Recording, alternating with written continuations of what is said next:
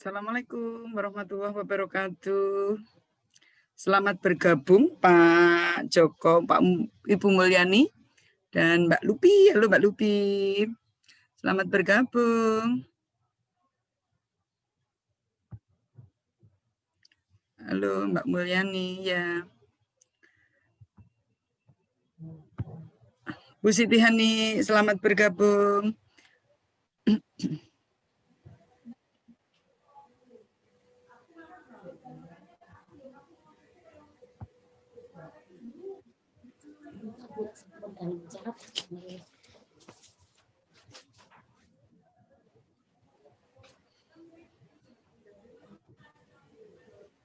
Halo Dek Hani, Mbak Lupi apa kabar?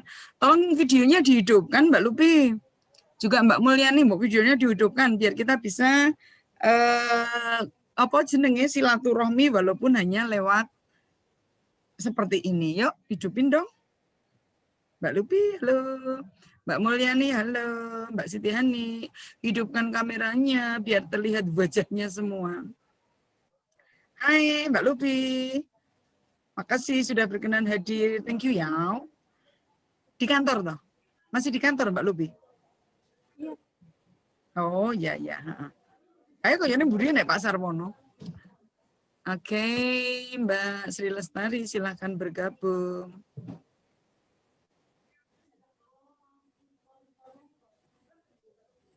Kita mulai pukul 10:05 nggih, karena kalau Zoom yang tidak berbayar itu jatah kita hanya 40 menit. Oke, Diani, Mbok di videonya dihidupkan biar kita ketemu, biar bisa saling bertatap muka. Halo Mbak Sri Lestari. Halo Mbak Mulyani.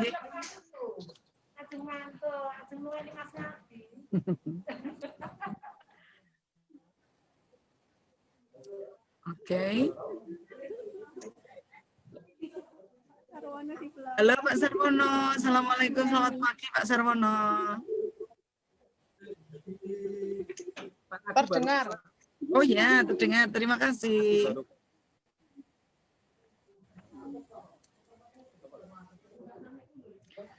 Baru 5 yang ikut.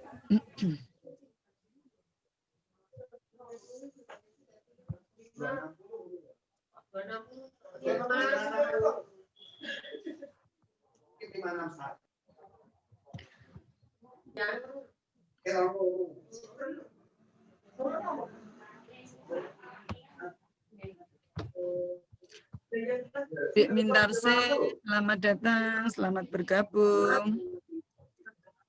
Mbak Mulyani, Mbak dibuka kanunya, kameranya. Ayolah, kita sudah siram kok mesti ya. Mesti wis cantik-cantik. Nah, halo Dek Mintarse, selamat pagi. Assalamualaikum. Oke. 10:05 ya. Halah Dek Mul enggak apa-apa. Burung siram masih ayu. Lah ya toh Dek Mul enggak siram enggak apa-apa, cip wis ayu kok. Ayo ikut-ikut. Nah. Lalu malah dibantu meneh. Ya. Mbak Emi cek ngabsen nih. Gimana?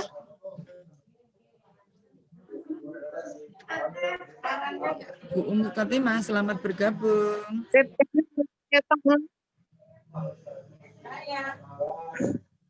Kameranya dihidupkan semua nggak apa-apa. Kameranya dihidupkan semua nggak apa-apa. Lengket.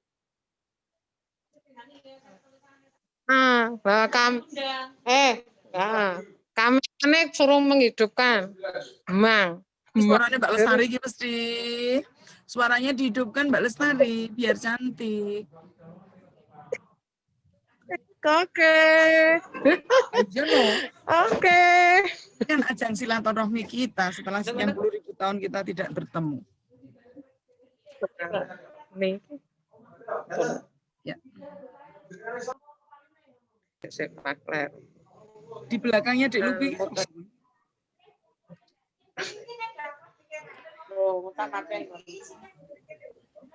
Dipantau sama Bapak. Kameranya. Hai, my boyfriend di belakang sana. Lah piye cowokku melu ning mrene dik Wah, lucu. aku raket. Heeh. Kak, aku raketok. Ora ketok to kok ngono ya, ora ketok lah. Yen ketok ya aku Ben, pakai. aku ora dipanggil ora ditimbali. Enggak, aku enggak ditimbali, enggak ikut. Ikut, ayo semua ikut, ayo. Ayo bergabung ke. Dibuka ke anunya apa? Ikut sih ya. Videonya dibuka. Kameranya silakan dibuka Mbak Mulyani, Mbak Siti Hani, Mbak Sri Lestari, Mbak Umi Khotimah ya.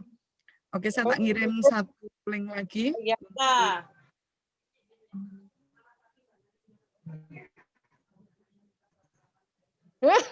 Ketok. Halo Mbak Sri Lestari, Loh, nice wong to loro. meet you. Udah kelihatan, Baby. Kelihatan wis to indah, jenengan indah sekali wis to, ayo. Ayo. Nice to meet you too. Nice to meet you. Ayo. Ya. Oke. Ibu dan Bapak, kita mulai nggih, karena nanti kalau ada yang hadir bisa bergabung. Bismillahirrahmanirrahim. Assalamualaikum warahmatullahi wabarakatuh.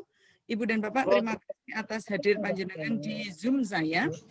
Ini adalah salah satu bagian dari penuntasan BIMTEK AKM yang di dalamnya itu harus ada pengimbasan.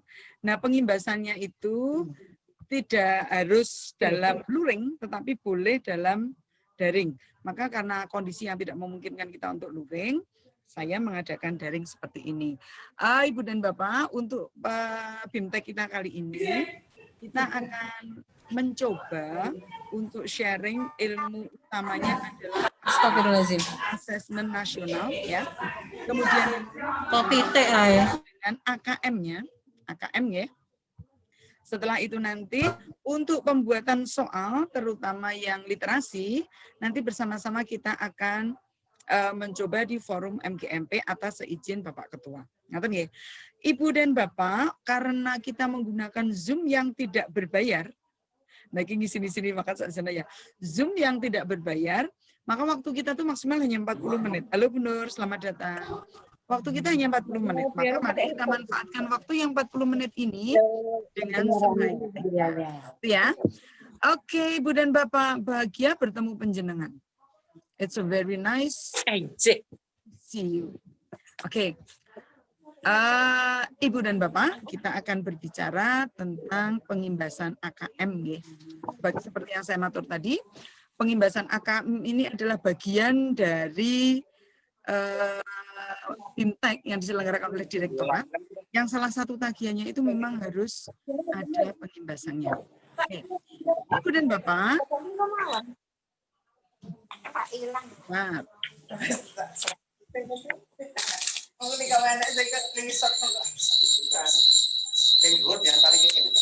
untuk AKM ini, untuk pengimbasan AKM ini akan saya mulai dari hal-hal yang umum dulu, nggih, Ibu Bapak, nggih.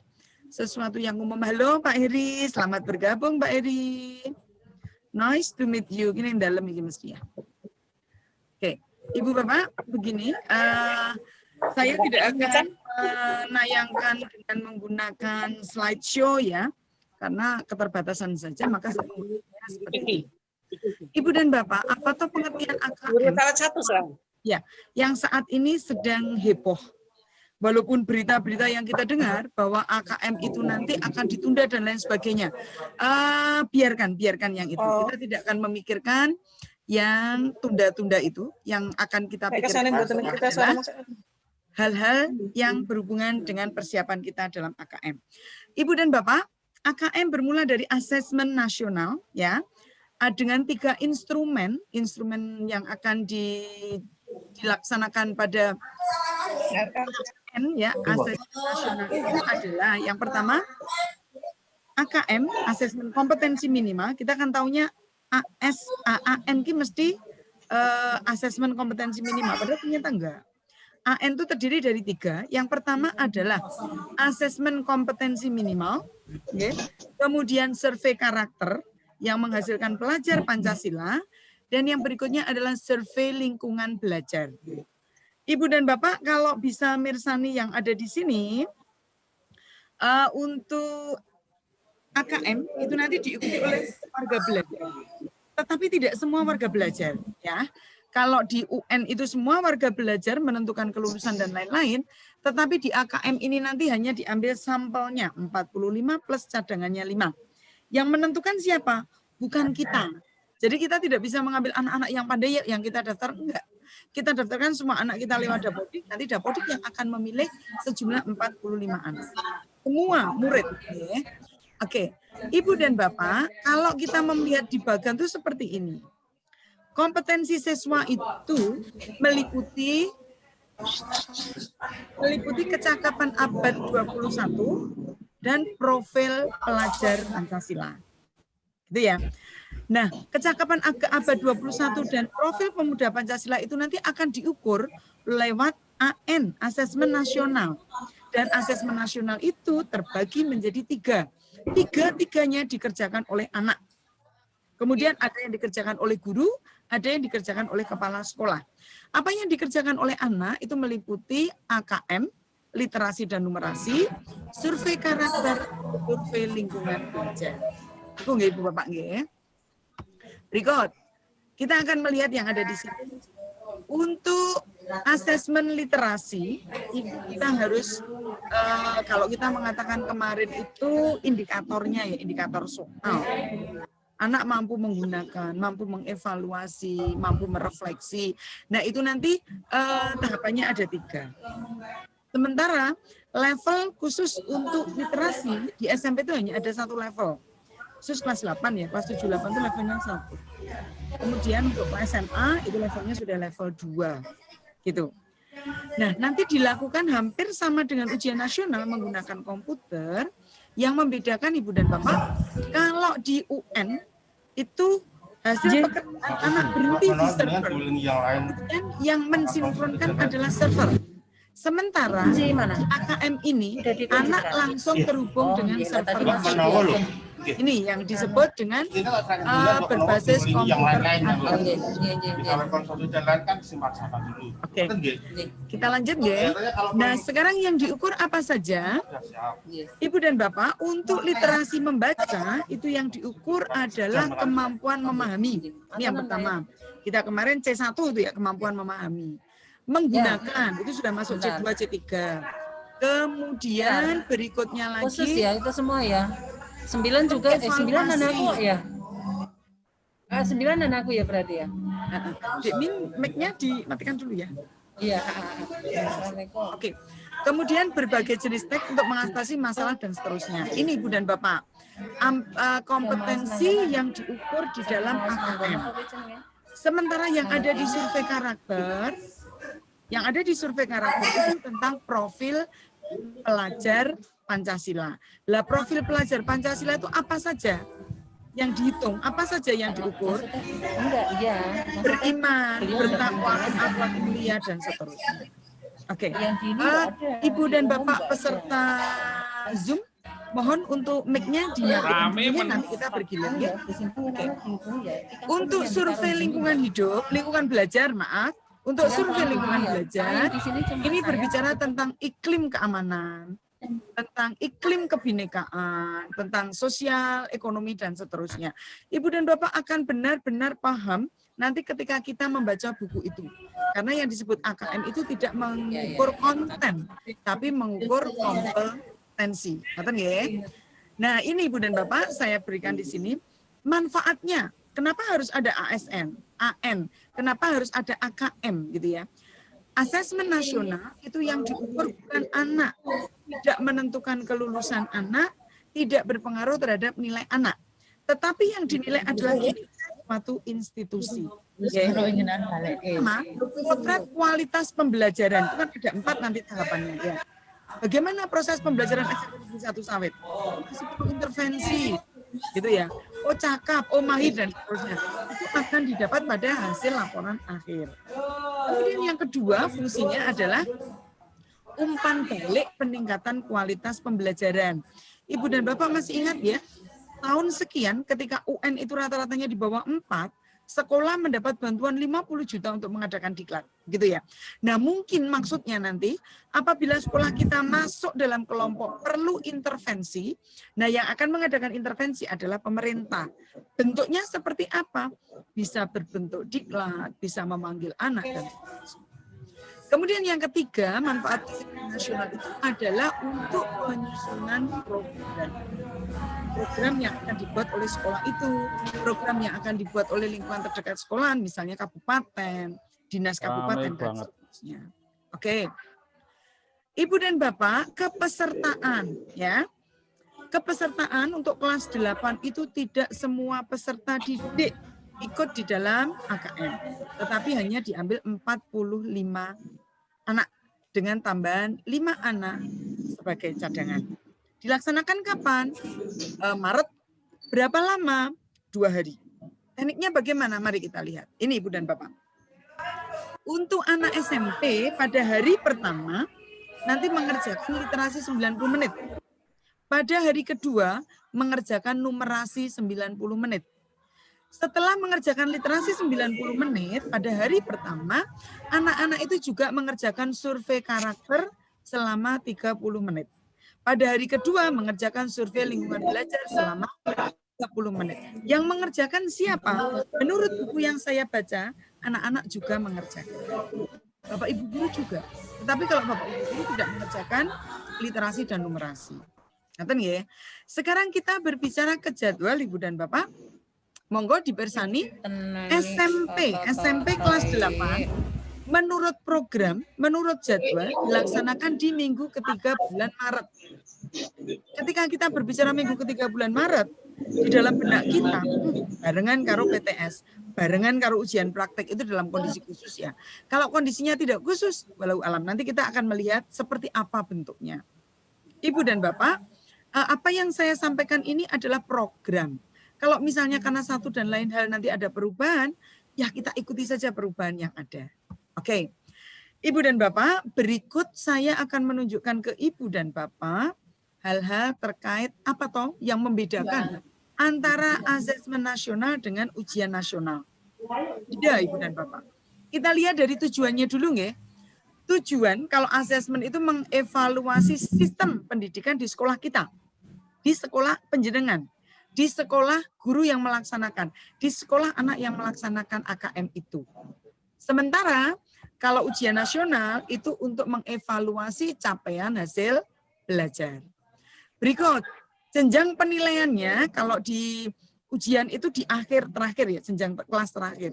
Tetapi kalau di level siswanya, kalau di asesmen nasional itu di kelas 8. Kalau tahun ini nanti diperkirakan bulan Maret, kalaupun bulan Maret nanti gagal, bulan Agustus, berarti anak kelas 8 yang sekarang ini kelas 7. Subjeknya dipilih secara acak, Ibu dan Bapak. Yang memilih siapa? Sistem. Kita tidak bisa ikut campur dalam pilihan ini. Ya. Jadi yang memilih adalah sistem. Model soal, Ibu dan Bapak, kalau di ujian nasional, model soalnya pilihan ganda. Ada uraian di mapel-mapel tertentu SMA, SMK. Tetapi di AN ini modelnya ada 5. Yang pertama adalah pilihan ganda memilih satu, memilih salah satu jawaban A, B, C, D. Ini nanti biasanya lambangnya bunder. Yang kedua, pilihan ganda kompleks berarti memilih lebih dari satu pilihan betul. Biasanya tanda yang ada di depan itu kotak. Jadi kalau ada kotak itu boleh memilih lebih dari satu. Kemudian menjodohkan. Jangan dibayangkan kalau menjodohkan 2 gitu enggak. Enak banget ya itu ya. Menjodohkan itu beberapa nomor dengan beberapa pilihan. Kemudian yang berikutnya lagi adalah isian singkat. Dan yang terakhir itu Ibu dan Bapak.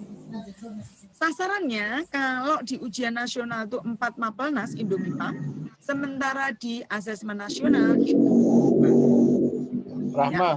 N-nya 2, ada lagi survei karakter, ada lagi survei lingkungan. Berapa? Sekarang untuk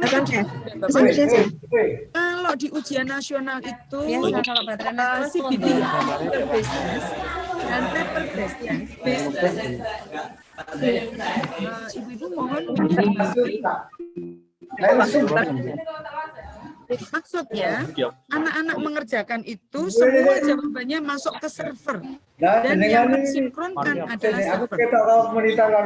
Ya. Tetapi di asesmen nasional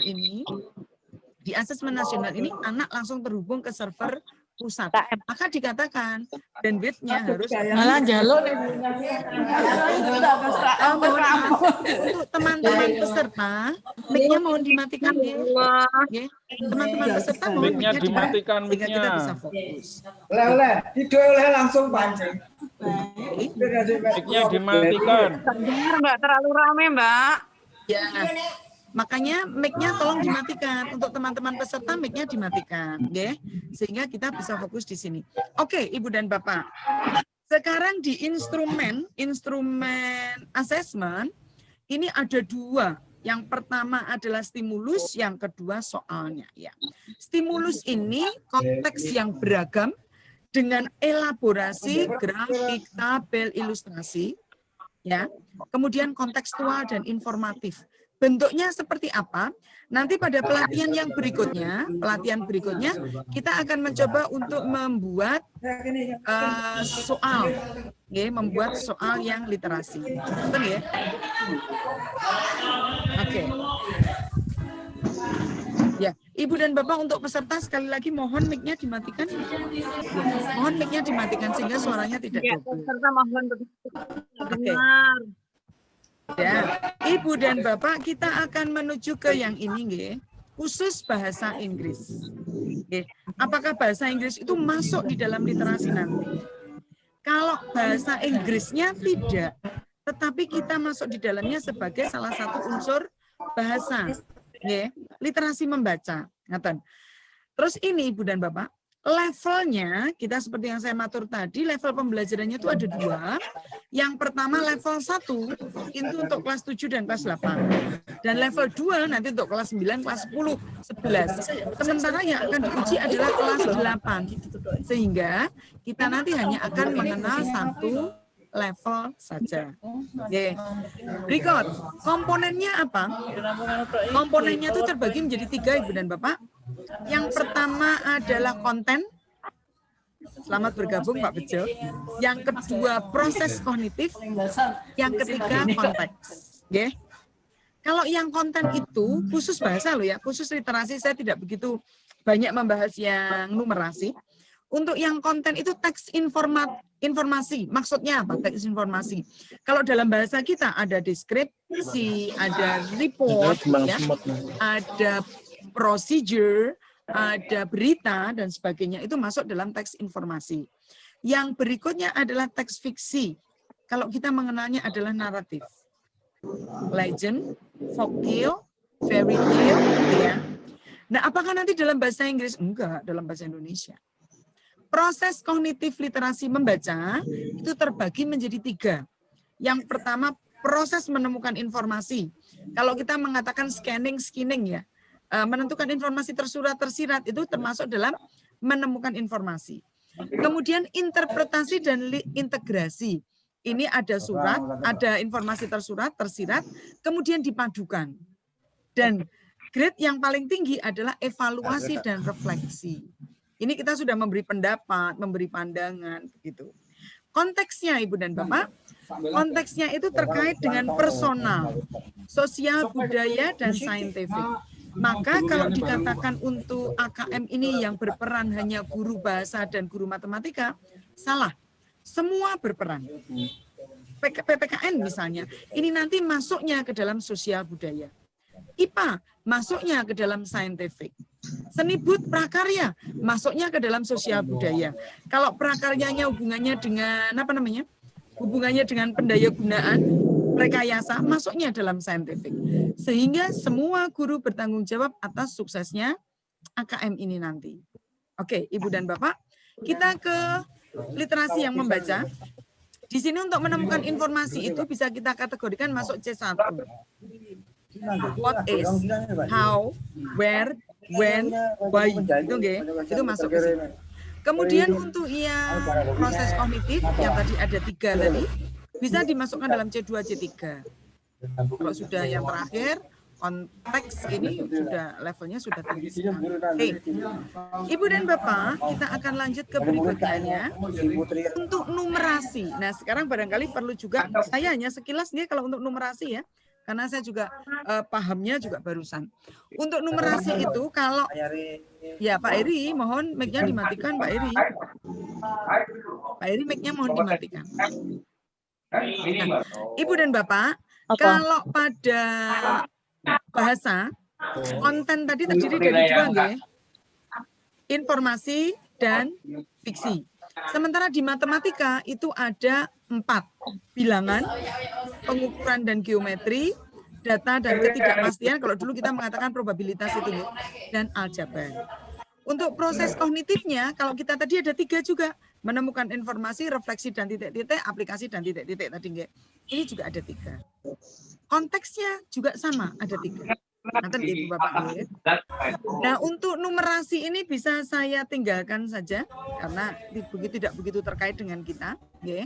Ini lintas mapel seperti yang saya sampaikan tadi, bahwa yang bertanggung jawab bukan hanya guru bahasa dan guru matematika, tetapi semua guru bertanggung jawab di sini.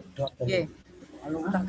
Ini juga bagian-bagian dari matematika, nggih, C2, C1 termasuk mengingat, mengidentifikasi, menghitung gitu. Kemudian yang C3 sampai C4 memilih strategi, menyatakan benar dan salah, itu termasuk C2, C3 nggih. Mengapa dikatakan benar, mengapa dikatakan salah? Di sana harus ada. Kemudian menerapkan, menafsirkan. Nah, Ibu dan Bapak sekarang monggo. Di sini kami sajikan tabel 2. Yang pertama adalah pembelajaran yang berbasis kompetensi dan pembelajaran berbasis konten.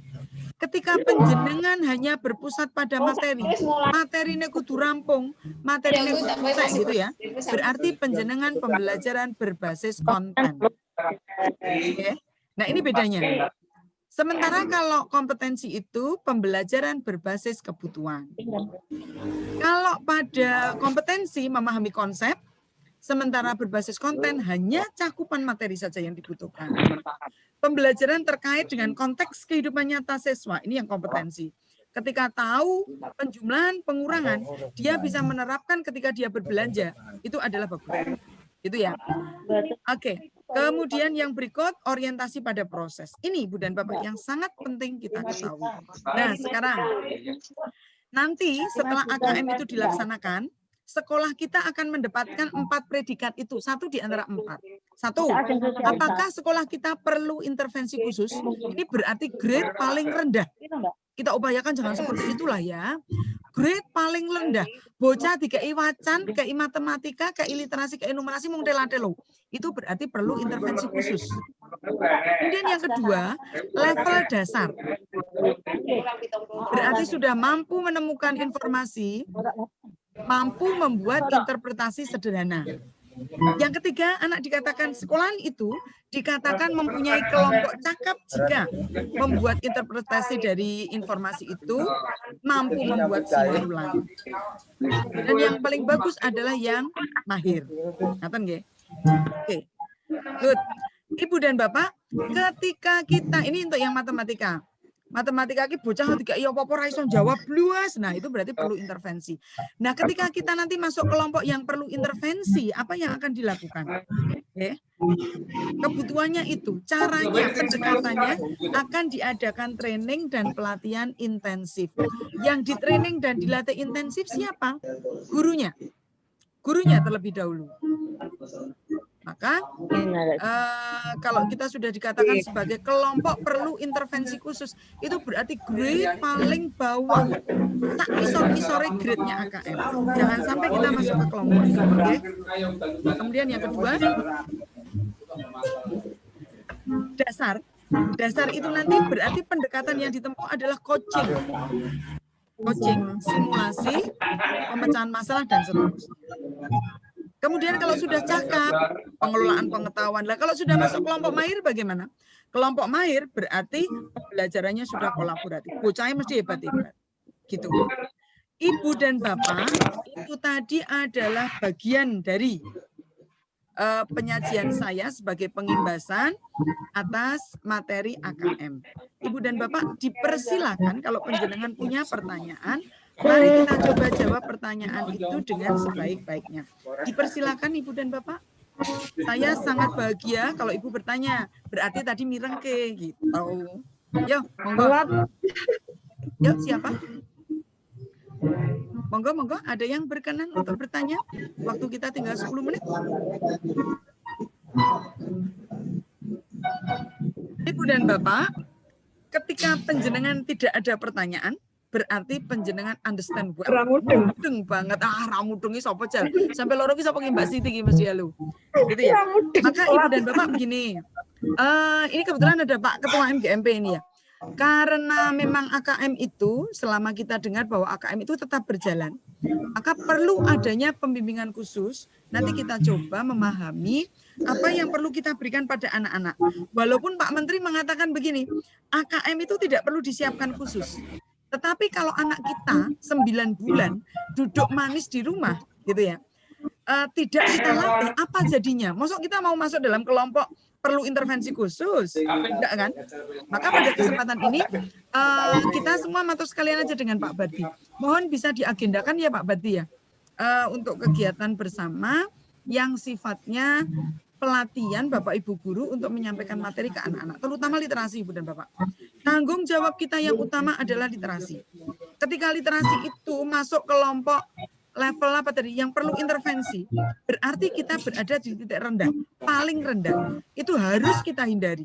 Saya sendiri juga takut karena 9 bulan anak-anak tidak masuk. Apa jadinya? Ketika mereka dihadapkan pada soal bahasa Indonesia sampai 12 paragraf. Kemudian pertanyaannya itu menuntut anak untuk berpikir tingkat tinggi. Itu berat sekali. Maka pada kesempatan kali ini, mudah-mudahan disetujui oleh Pak Ketua, kita akan mengadakan kegiatan yang sifatnya adalah pelatihan Bapak Ibu guru. Jadi Bapak Ibu guru membaca dulu materi itu. Kemudian Bapak Ibu guru mencoba untuk menjawab seberapa tinggi tingkat penjenengan. Kalau tingkat penjenengan sudah mahir, nanti diberikan pada anak-anak, paling tidak jawabannya sudah cakap. Apa dasar gitu ya. Nah, ini perlu dilatih Ibu dan Bapak. Dan pelatihan itu memang tidak mudah. Oke, Ibu dan Bapak, ada yang perlu ditanyakan lagi di sini? Bahagia saya karena ada 21 teman-teman yang hadir. Yuk, ada yang mau ditanyakan teman-teman? Mbak Esti, ada yang mau ditanyakan? Telat Mbak, saya ngrungokke ya. Oh, enggak apa-apa, telat enggak apa-apa, nanti lain waktu ada. Lain waktu bergiliran. Oh, ya. Karena se-Boyolali itu yang ikut AKM banyak, nanti ini bisa kita gunakan nggih Ibu Bapak nggih. Jadi ketika penjenengan mau tampil AKM, karena AKM itu tagihan terakhirnya kan pengimbasan, harus dikirim di YouTube. Maka ini wadah ini bisa digunakan. Ngaten. Nanti bisa share materi, kemudian direkam dengan menggunakan rekamannya Zoom, kemudian dikirim di YouTube. Saya agak deg-degan karena ada seseorang yang ikut di sana. Halo. Oke, Ibu Bapak ada yang lain? Monggo silakan. Ya. Ini. Ya. Mbak Ani Sitiani, ya. Ya. Ini tadi memang suaranya banyak yang masuk sehingga terus terang kami nggak begitu jelas. Penjelasannya Mbak Ewi cukup bagus begitu menurut saya tuh. Tidak sedikit ngambang karena begitu saya konsentrasi suara masuk banyak sehingga banyak sekali yang mungkin saya ketinggalan. Untuk itu mohon untuk di forum MGMP materinya bisa di-share kembali yang disampaikan Mbak Emi sehingga kami bisa belajar. Itu yang pertama. Kemudian yang kedua, iya. Usulan Mbak Emi tadi untuk mengadakan pelatihan mungkin lewat Zoom atau apa, monggo nanti kita guru-guru mungkin perlu tahu meskipun saya mengajar di kelas 3, tapi saya juga ingin tahu juga. Mohon nanti usulan Mbak Emi kepada Ketua MGMP untuk direalisasikan. Terima kasih De Hani. Ya, ini tadi kesalahan saya adalah tidak memute all partisipan ya. Harusnya saya mute-kan ya. Oke, nanti berikutnya akan saya coba untuk mute. Monggo Pak Bardi, bagaimana dengan permintaan teman-teman dan permintaan saya khusus tadi? Silakan Pak Bardi. Pak Bardi ternyata audionya tidak bisa, jadi hanya bisa jawab dengan jempol. Oke, ya Ibu dan Bapak, demikianlah akhir perjalanan kita untuk 35 menit ya. Jatahnya mau itu 40 menit. Mohon Ibu Bapak melambaikan tangan, akan saya screenshot, nanti saya kirim di MGMP. Halo, nah iya, terima kasih. Nanti saya kirim di MGMP. Ibu dan Bapak, yang pertama jelas belum bagus. Tapi nanti penampilan teman-teman yang lainnya mesti akan lebih bagus lagi. Itu ya. Terima kasih berkenan hadir di forum saya. Mudah-mudahan ke depan kalau ada teman-teman yang ikut, kita semua bisa berjuang bersama-sama. Assalamualaikum warahmatullahi wabarakatuh. I love you all. Terima kasih. Baik.